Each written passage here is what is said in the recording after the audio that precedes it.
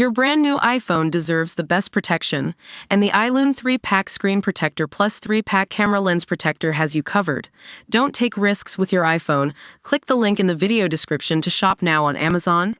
Welcome to PC Gaming Pulse, where we dive into the world of gaming and technology. Today, we're talking about Windows on ARM and its future in PC gaming. I'm joined by a very special guest, Chris Bergey, Senior VP and General Manager for the client side of ARM Holdings. So let's get straight to it.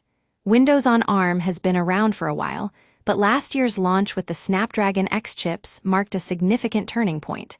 But we all know that those early adopters faced some compatibility issues. The big question was, would these problems be solved? Well, Chris Bergey is here to tell us that, largely, they have been. The compatibility thing, he says, in our mind, is really something that's largely a solved problem. Now, before we get too excited, let's dive into the details.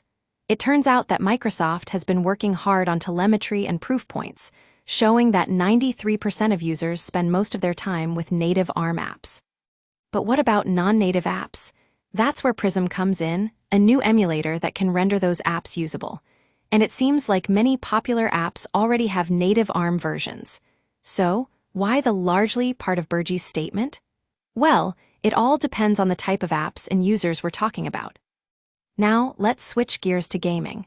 We all know that anti-cheats can be a major issue for Windows on ARM. But Chris Bergey is here to tell us that they've been working with Microsoft and partners to address these issues. We had to work with Microsoft and partners on just kind of getting those things addressed, he says. But despite this progress, gaming on ARM is still not perfect. Some games don't work at all, and performance can be a problem. So, what's the solution?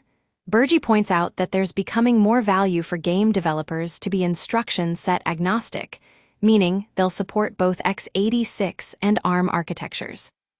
And that's where things get interesting. It seems like ARM is betting on game developers choosing to build in native ARM support. I think what happens is that developers just say, I'm going to go support the ARM ecosystem and the x86 ecosystem, Bergey explains. I don't think they're going to have to do this kind of pick one. So, it's up to us as gamers to decide whether we want to take a chance on Windows on ARM. But with the popularity of SteamOS and increasing Linux adoption, maybe that's something we'll be more willing to try. Only time will tell. That's all for today, folks. Thanks for joining me on PC Gaming Pulse.